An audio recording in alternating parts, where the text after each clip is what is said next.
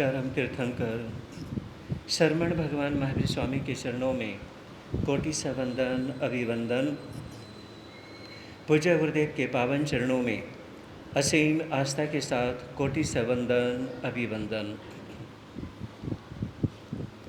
धर्म प्रेमी बंधुओं, सुन रहे आप लोग जरा जाव न पीडई ताव धम्मम समारे। कल इसके संबंध में आप लोगों ने सुना था। भगवान महावीर के सूत्र के संबंध में अपने विचार कुछ से पहले हरियाणवी भजन सभी ध्यानपूर्वक सुनेंगे और मिलकर के बोलेंगे। आज सभी जगह देखने को मिलता है कि जहाँ पर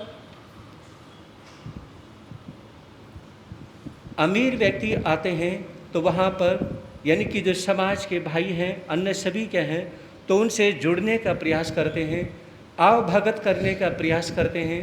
और जहाँ कोई गरीब व्यक्ति दिखाई देता है तो वहाँ पर वो सेवा नहीं होती है। सुनेंगे आप लोग और मिलकर के बोले शांतिनाथ भगवान की। हर के आगे नर की पेश ना चाली, इस टोटे से ज्यादा शरीर में और नहीं काली। हर के आगे नर की पेश ना चाली, इस टोटे से ज्यादा शरीर में और नहीं काली।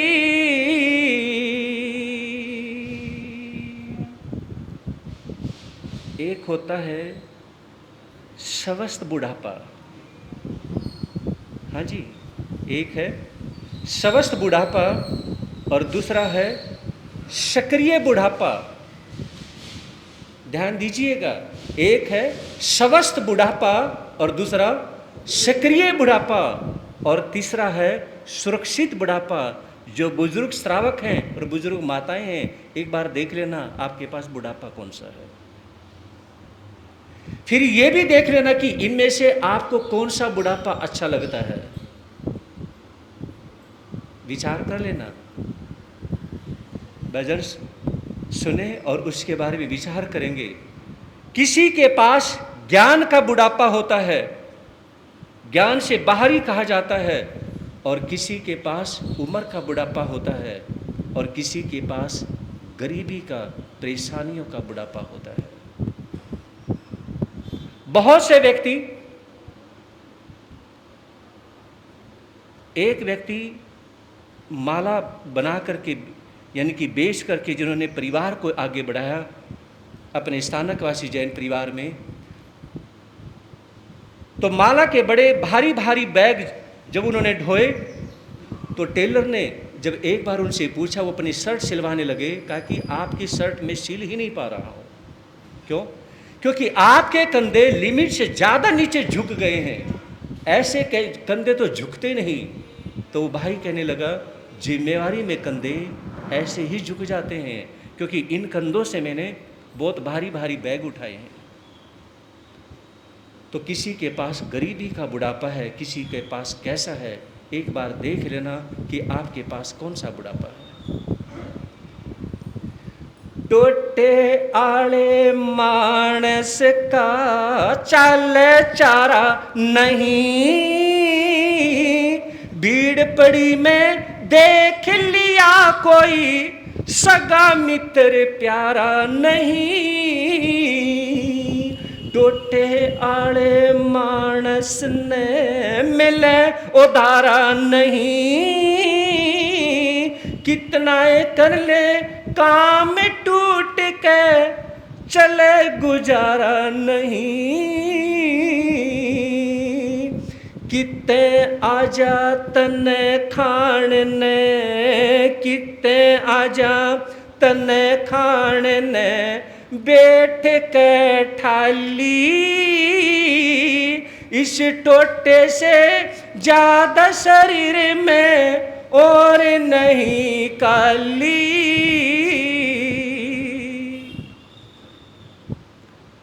बुद्ध विहार में भी ऐसे परिवार भी हैं जो हल्के भी हैं, भारी भी हैं, पैसे से हर तरह के हैं, लेकिन अपनी समाज में सभी परिवारों का भाव रहता है कि हम जितना ज़्यादा सहयोग कर सकते हैं उतना वो सहयोग का भी भाव रखते हैं, और जितना ज़्यादा धर्म कर सकते हैं धर्म का भी भाव रखते हैं। यही हमारी समाज की शालीनता होती है। टोटे आड़े मानस ने भोंको धमका दे, कितना हो खानदानी घर टोटा बट्टा ला दे।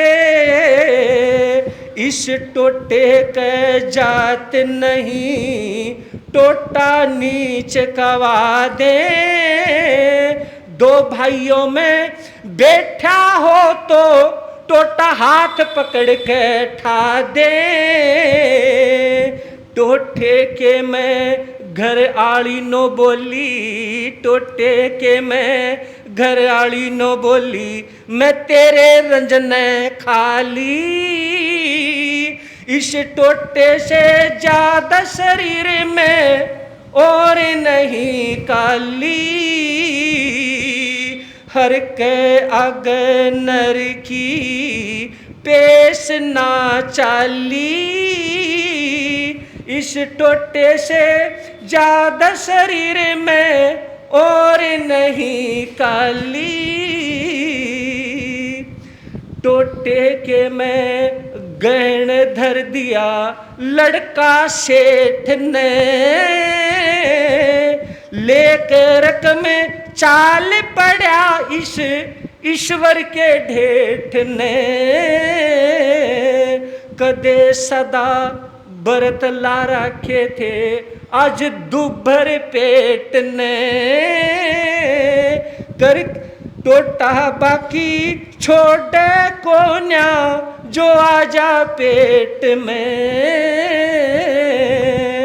करके सोच विचार सेठ ने डूबन की साली। इस टोटे से ज्यादा शरीर में और नहीं काली। हर के आगे नर की पेश ना चाली। इस टोटे से ज्यादा शरीर में और नहीं काली। टोटे के में नड़ राजा ने आधी साड़ी काटी। बखत पड़े पे हरिश्चंद्र ने तारा रानी भी नाटी। इस टोटे ने बड़े बड़िया की कर दी रे माटी। के लक्ष्मी चंद इस टोटे ने दे दी गोड़ा लाठी। टोटे के मैं न्यारी पाटगी, टोटे के मैं न्यारी पाटगी। अम्ब ते अम्ब वाली। इस टोटे से ज्यादा शरीर में और नहीं काली।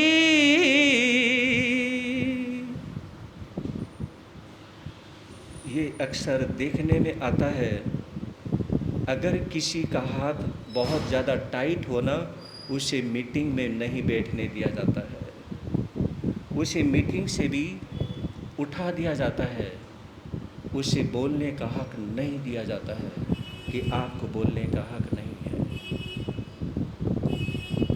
सुन रहे हैं आप लोग,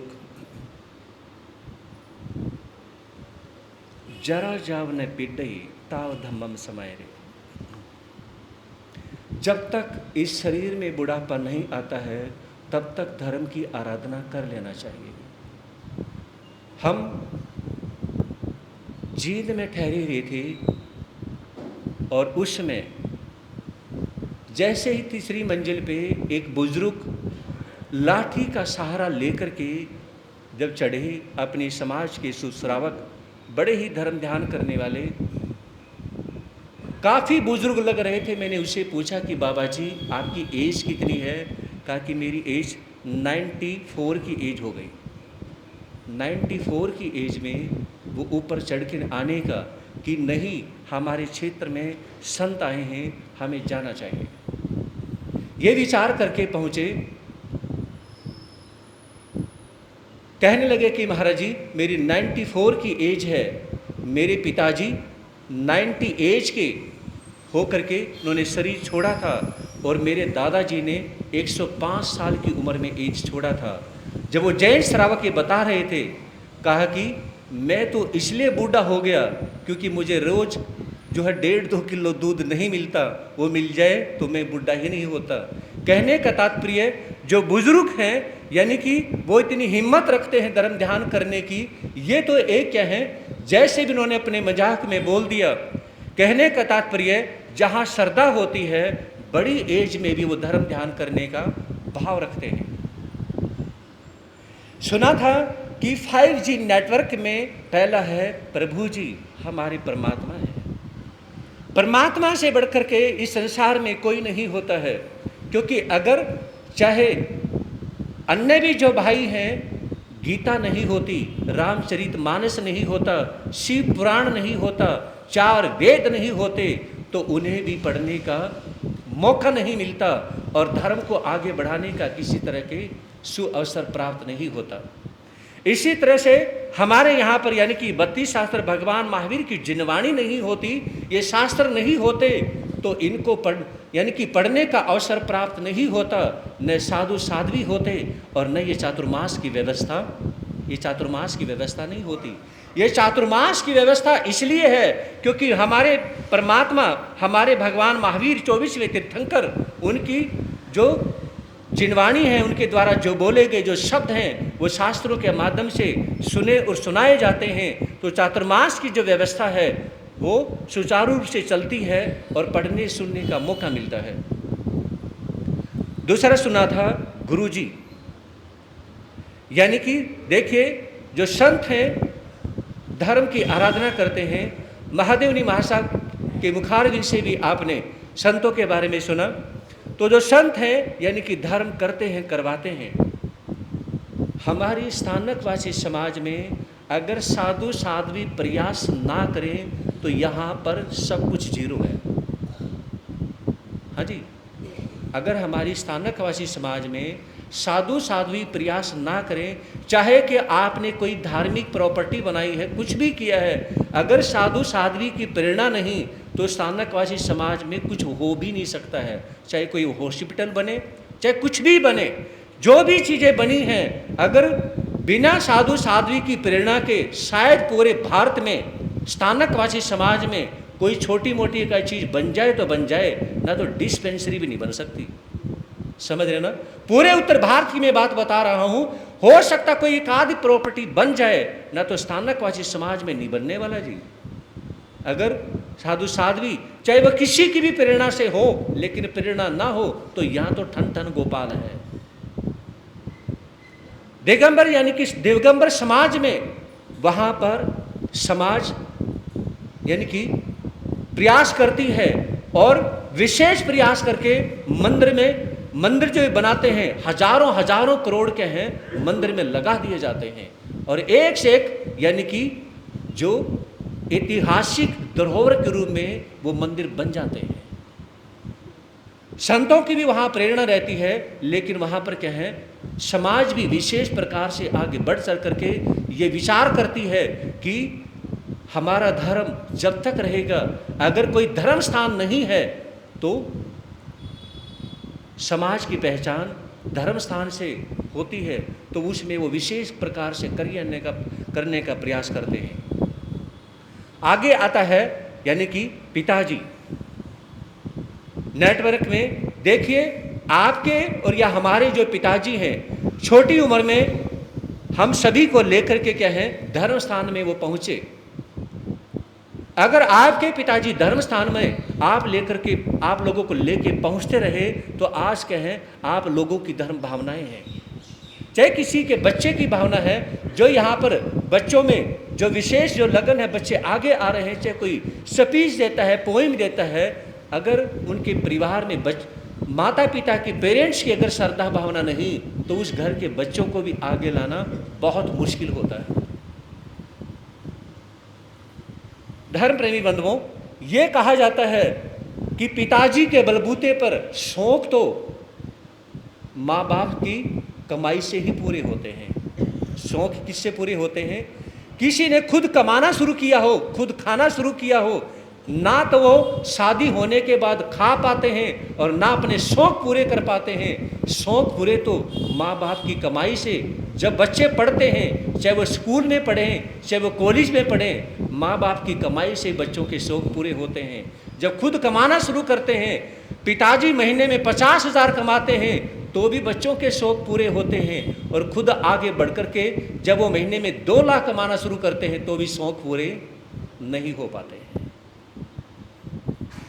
तो ये कहते हैं कि माता पिता एक ऐसा बैंक होते हैं, ऐसा बैंक होते हैं जो आपकी सारी इच्छाओं की पूर्ति करते हैं। और ये कहा जाता है, भगवान महावीर भी फरमाते हैं, जिसका माता पिता के प्रति कहें समर्पण नहीं है, जो माता पिता के यानी कि इज्जत मान सम्मान नहीं करता है, याद रखें वो बहुत कर्मों का बंधन करते हैं।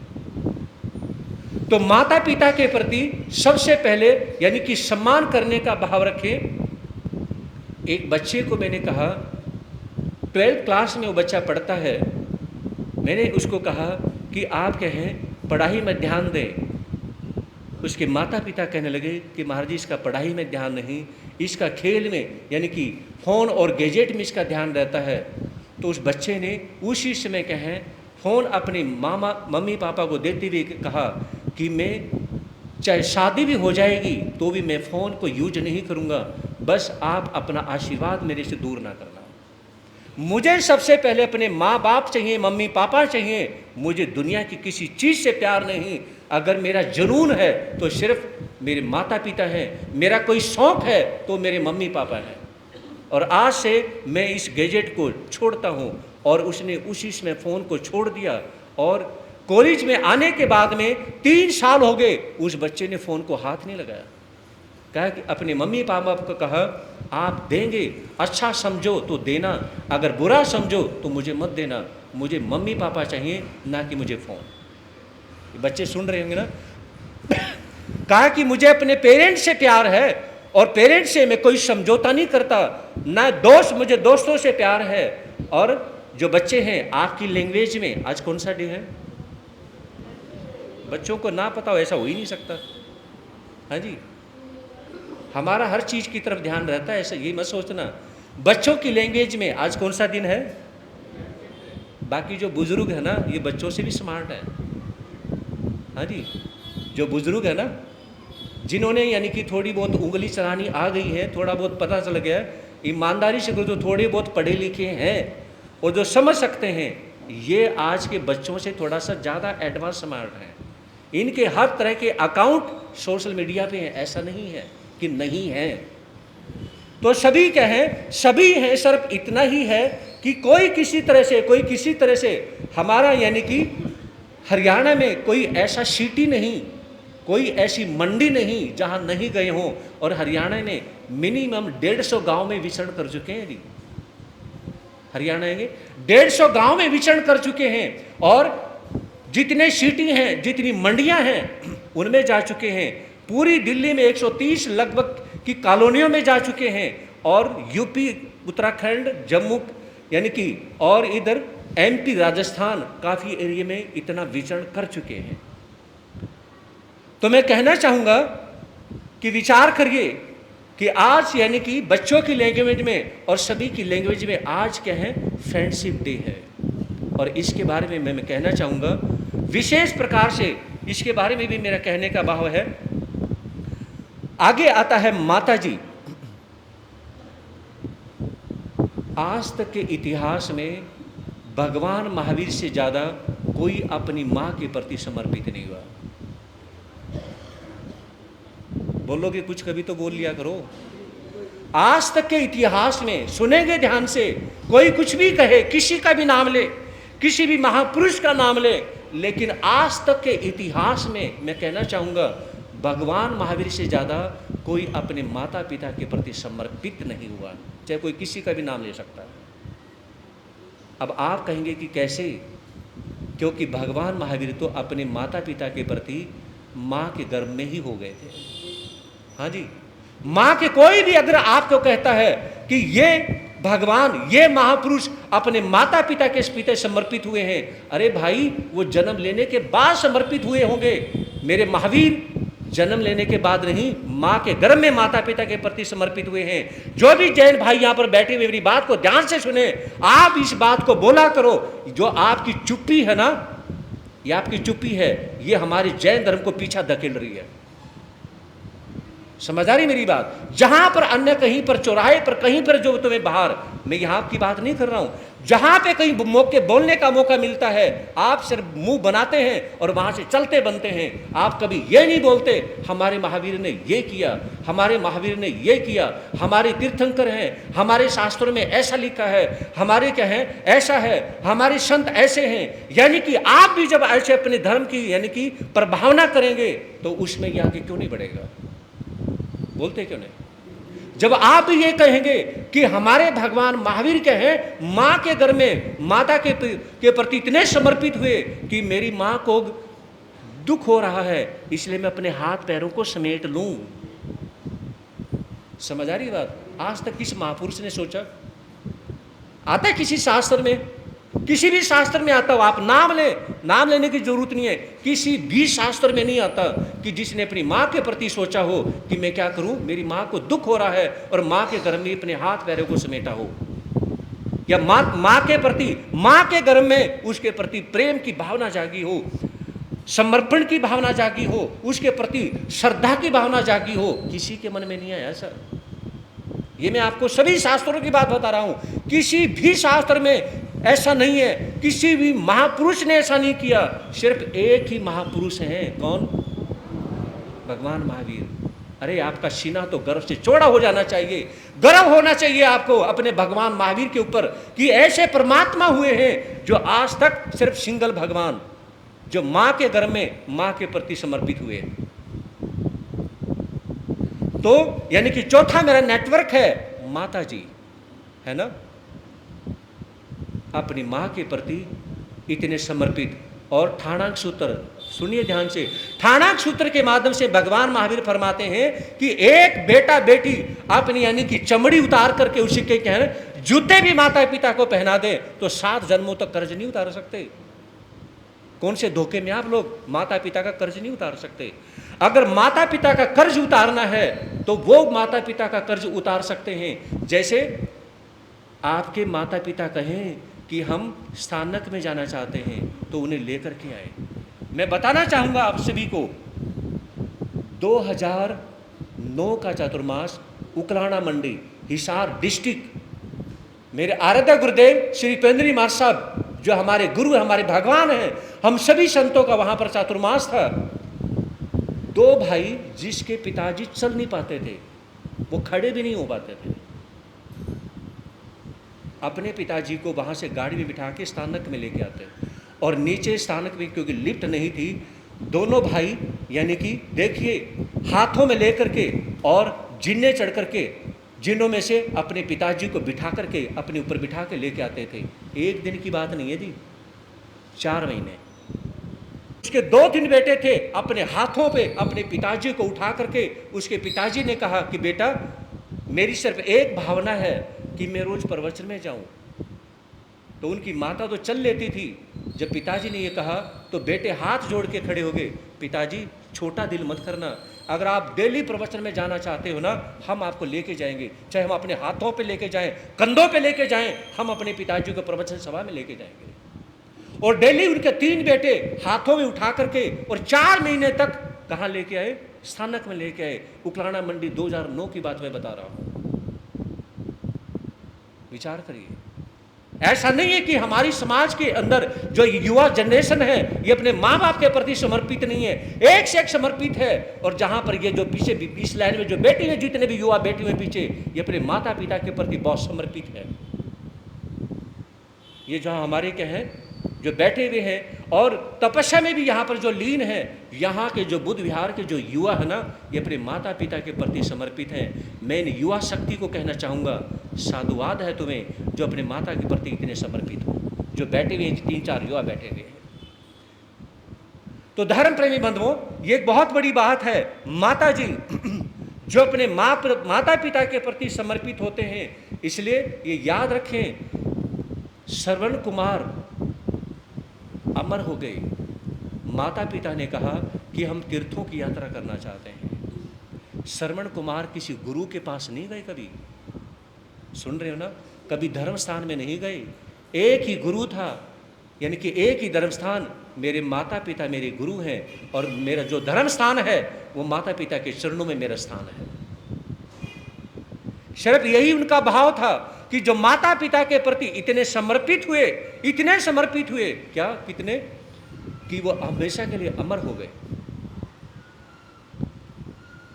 और माता पिता भी कहें, धर्म स्थान में जब दान देते हैं कि माँ साहब या समाज को जब कहते हैं कि दान लिख लो, है ना, वही माता पिता दान लिखवाते हैं। यानी कि जब उन्हें बेटा बेटी कहते हैं, पिताजी ये जो कुछ है ना ये सब आपका ही है, हमारा नहीं है, समझे नहीं, वहाँ पर माता पिता दान लिखवाते, इसमें सोचते नहीं हैं।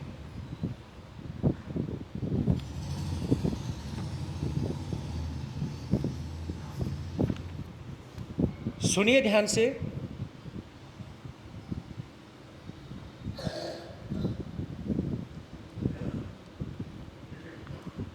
कर्मयोगी श्री कृष्ण ने भी कहें, सुदामा से दोस्ती करी थी और आज फ्रेंडशिप डे है। काउंसलर जो दोस्त होते हैं, ऐसे दोस्त बहुत कम मिलते हैं। जो कौन से काउंसलर दोस्त, किस प्रकार के, जिन्हें बिना सोचे समझे रात के 12 बजे, 2 बजे, 3 बजे, 4 बजे किसी समय उनके पास फ़ोन करें और कहें कि बस जल्दी से आ जा, मैं परेशानी में हूँ, और वो बिना सोचे समझे साथ देने के लिए पहुँच जाएं, उन्हें काउंसलर दोस्त कहते हैं। उन्हें क्या कहते हैं? काउंसलर दोस्त कहते हैं। क्योंकि ऐसे जो दोस्त होते हैं, फ्रेंड होते हैं, वो ये नहीं देखते कि समय कितना हुआ है, क्या टाइम बजा है, चाहे रात के 2-4 कोई भी टाइम हो, और वो अपने पैसे से, अपने पल्ले से पैसे भी खर्च करते हैं और उसमें अपने दोस्त को क्या है, जान बचाते हैं, दुख में उसका साथ देते हैं। ऐसे दोस्त बहुत कम मिलते हैं। दूसरे आते हैं आईना दोस्त, मिरर, समझ रहे ना, मिरर जो है, यानी कि आईना दोस्त, मिरर दिखाने वाले दोस्त। ऐसे दोस्त जो दोस्त होते हैं, वो झट से अपने फ्रेंड को टोक भी देते हैं, गुस्सा भी करते हैं, डांट भी देते हैं और हाथ पकड़ के वहाँ से ले जाते हैं। क्या मतलब? गलत को गलत बोलते हैं और सही को सही बोलते हैं। वो एक ही बात कहते हैं, अगर मेरे से दोस्ती करनी है तो बीड़ी सिगरेट नहीं पिएगा, नशा नहीं करेगा, गलत कार्य नहीं करेगा। वो अपने दोस्त को कभी गलत करने नहीं देते। अगर आपका दोस्त गलत करने देता है तो वो आपका दोस्त नहीं हो सकता है।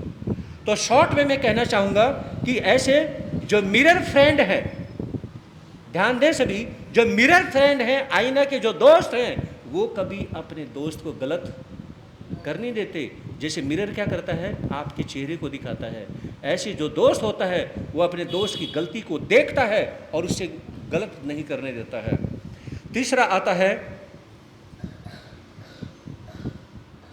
इमरजेंसी दोस्त, इमरजेंसी फ्रेंड। इमरजेंसी जो फ्रेंड होते हैं कि वो क्या है, समय को देख करके हैं, जब देखते हैं कि मेरा दोस्त बहुत परेशानी में है और उसके लिए अन्य दोस्तों को भी इकट्ठा करते हैं और उसके लिए क्या है, सहयोग जुटाते हैं।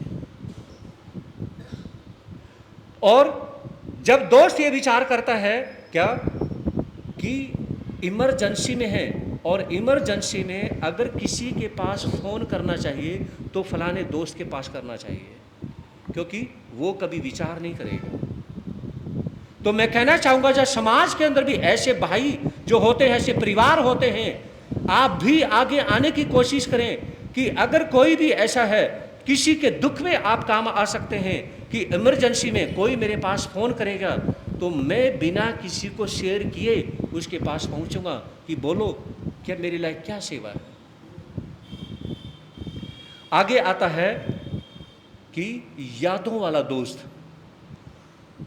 जब भी याद आती है तो एक आध दोस्त ही फ्रेंड याद आता है। क्यों? क्योंकि कुछ दोस्त फ्रेंड ऐसे होते हैं जो हमेशा आपके साथ सुख में भी जुड़े होते हैं और आपके साथ दुख में भी जुड़े होते हैं। जब भी आप खुश होते हैं तो आपको ऐसे दोस्त की याद आती है कि देखिए, जब मैं कॉलेज में पढ़ता था, मैं स्कूल में पढ़ता था, उसमें मेरा जो दोस्त है वो हमेशा मेरे साथ में हंसता था तो वो हंसता था, मैं जब रोता था तो वो रोता था। तो ऐसे जो दोस्त हैं वो यादों वाले दोस्त बन जाते हैं। मेरी आंखों में आंसू देख करके वो कभी मुस्कुराया नहीं और मुझे हंसते हुए देख करके वो कभी रोया नहीं।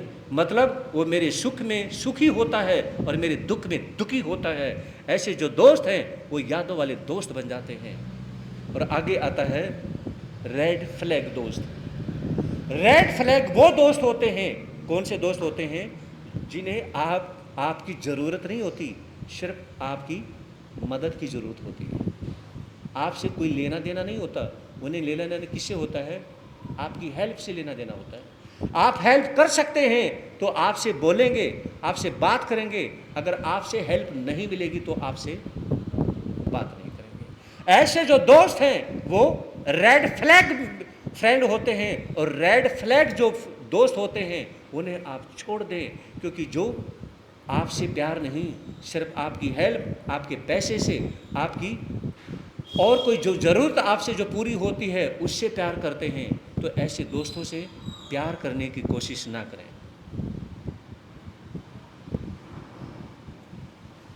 सुनेंगे आप लोग 5-7 मिनट चारित्र के संबंध में। कर्म के खेल कैसे हैं ये दुनिया को बताएंगे। कर्म के खेल कैसे हैं ये दुनिया को पड़ी हम पर विपत्ति क्या क्या प्रभु तुमको सुनाएंगे। पड़ी हम पर विपत्ति क्या क्या प्रभु तुमको। सुना था आप लोगों ने कि मदना दासी, राजा चंदन, रानी मलियागिरी और उनके 2 बच्चे हैं। बड़ा बेटा है शायर जो लगभग 9-10 साल का है और छोटा बेटा है नीर जो 7-8 साल का है। तो उन्हें क्या है जंगल में छोड़ करके और मदना दासी वापस महल की तरफ लौट जाती हैं और इधर क्या हैं वो चारों प्राणी आगे जंगल में बढ़ जाते हैं।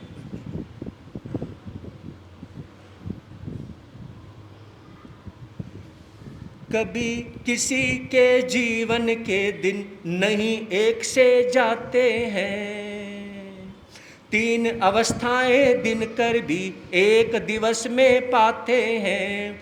आज दुखों की धूप वहाँ कल सुख की रिमझिम आएगी। आज पराजय किंतु विजय की ध्वजा कभी फहराएगी।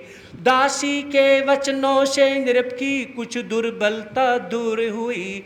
कायरता से खाली छाती साहस से भरपूर हुई। गहन गति कर्मों की देखो कभी नहीं टल सकती है। इनके आगे सूझ किसी की चली नहीं चल सकती है। कहा कि कभी किसी के एक से दिन ना रहे हैं और ना रहते हैं और ना कभी रहेंगे। राजा चंदन और रानी और दोनों बच्चे जब आगे बढ़ते हैं, दोपहर हो गई है, भूखे प्यासे हैं और आगे बढ़ते बढ़ते क्या हैं, जब रानी मूर्छित होती है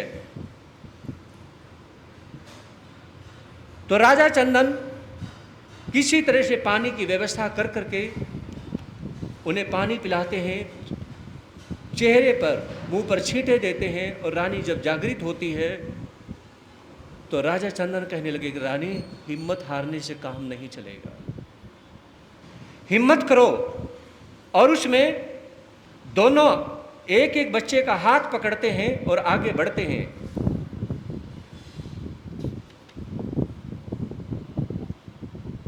आगे बढ़ते बढ़ते क्या है, और इस तरह से शाम हो जाती है। तो दोनों बच्चे कहने लगे, पिताजी क्या आज खाने को कुछ भी नहीं दोगे? आज सवेरे से अब तक कुछ भी नहीं खाया है। उस समय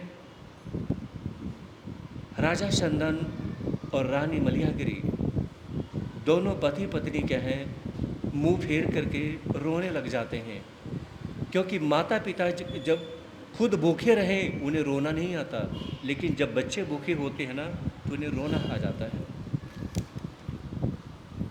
तो उसमें कहा कि आप थोड़ा सा पेशेंस रखिए, ये जो बुरे दिन हैं ये भी दूर होंगे। बेटा आज व्यवस्था नहीं हो पाई है, हम तुम्हें कल कहें, चाहे लड्डू मिले, रोटी मिले, पेड़े मिले, तुम्हें कुछ भी मिले हम तुम्हें जरूर देंगे, बस आज के लिए हमें माफ कर दो। तो चलते चलते एक व्यक्ति किसी के घर के आगे वो रुकते हैं। पुराने जो बड़े बड़े घर हुआ करते तो बाहर भी बड़े बड़े चबूतरे बने हुआ करते घरों के आगे। तो वहाँ पर जा कर के क्या है, वो चारों बैठते हैं, थोड़े से सुस्ताते हैं। तो उस घर का मालिक बाहर आता है और डांटने लगता है, यहाँ पर बैठने के लिए तुम्हें किसने कहा? तो राजा चंदन कहने लगे कि देखो हम पूरे दिन के थके हारे हैं, सिर्फ बाहर ही तो बैठे हैं, थोड़ी देर बैठ लेंगे या किसी तरह से रात गुजर जाएगी, हम चले जाएंगे। तो वो बार बार कहते हैं। तो हाथ जोड़ करके राजा चंदन कहने लगे कि भाई बाहर चबूतरे पे बैठने से क्या परेशानी है? अब उस व्यक्ति को पता नहीं क्या बुरा सूझता है और कई व्यक्तियों को बोल करके क्या है, उन्हें वहाँ से मार पीट करके धक्के निकाल करके वहाँ से भगा देते हैं। आगे चलते चलते क्या है, वो कहने लगे कि रानी अब किसी के घर के आगे भी नहीं रुकना चाहिए।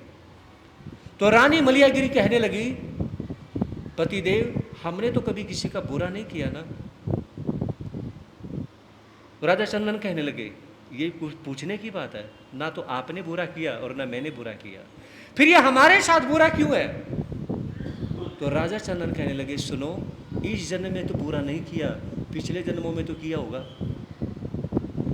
इस जन्म में हमने हजारों नहीं लाखों लोगों का पेट भरा है, पालन पोषण किया है, लेकिन पिछले जन्म में जो बुरे किए हैं तो इस जन्म में भोगने पड़ेंगे। तो जैसे कर्म कर रखें वैसे भोगने पड़ेंगे रानी, तुझे भी और मुझे भी और बच्चों को भी। भूखे पेट रवाना होकर कनकपुरी में ये आए, आशा है कि करने के कुछ काम यहाँ पर मिल जाए। भोजन मिले बिना तो काया कैसे स्थिर रह सकती है, आंतों में क्या रहा हुआ है आंखें ही कह सकती हैं। हरियाणा में कहावत आती है कि खाए के गाल और नहाए के बाल दूर से दिखाई देते हैं। तो चारों के चारों प्राणी क्या हैं, भूखे हैं और आगे अगले दिन भी वो भूखे चल रहे हैं और कनकपुरी नगरी में पहुंचे हैं। कनकपुरी नगरी में पहुंच करके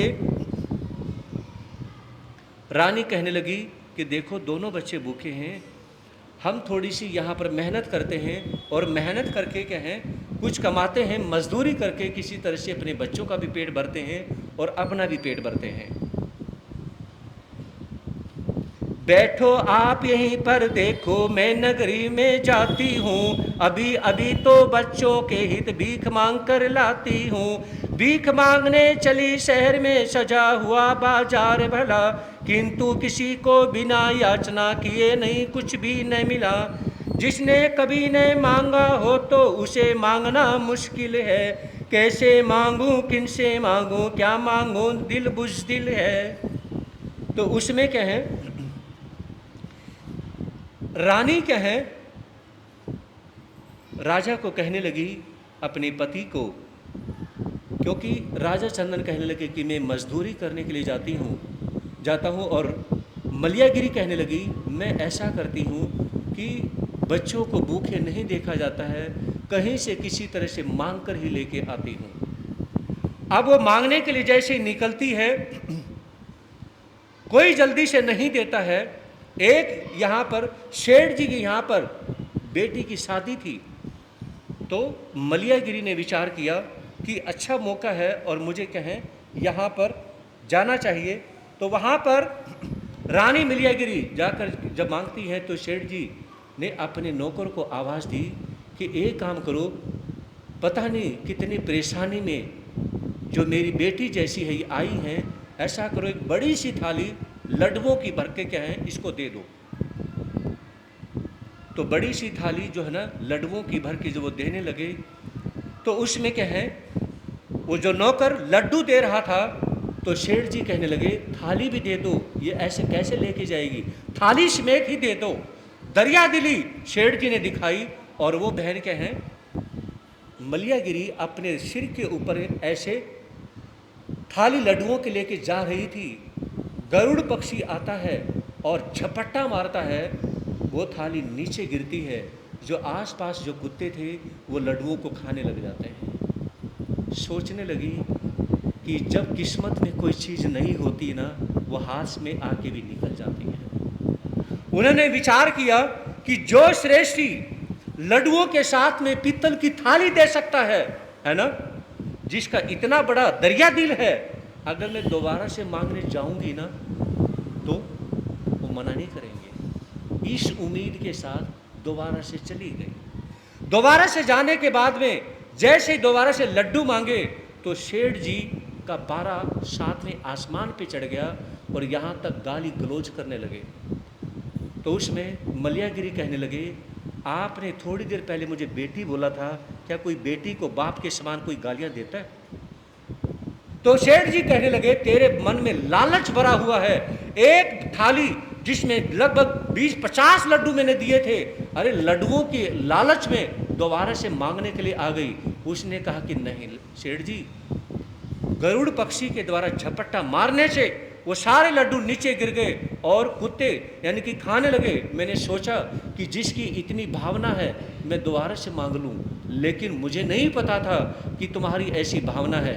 तो कहने लगी आप पिता के समान हैं, मैं आपसे माफ़ी मांगती हूँ, मेरे से गलत हुआ, लेकिन गाली गलौज मत दो, नारी को तो वैसे भी गाली गलौज नहीं दी जाती हैं। तो ये बोल करके मलियागिरी वहाँ से चली गई और घर आकर के अपने बच्चों के सिर पे हाथ फेरते हुए उन्हें ठंडा पानी पिलाने लगी कि बेटा तुम्हारे पिताश्री थोड़ी देर में आने वाले होंगे, वो ज़रूर तुम्हें लेके आएंगे। और इस तरह से क्या है अपने दुपट्टे से मलियागिरी आंसू पूछती है कि जब बुरे दिन आते हैं तो कोई किसी का नहीं होता। तो इसके बारे में कल आप लोग फिर सुनेंगे।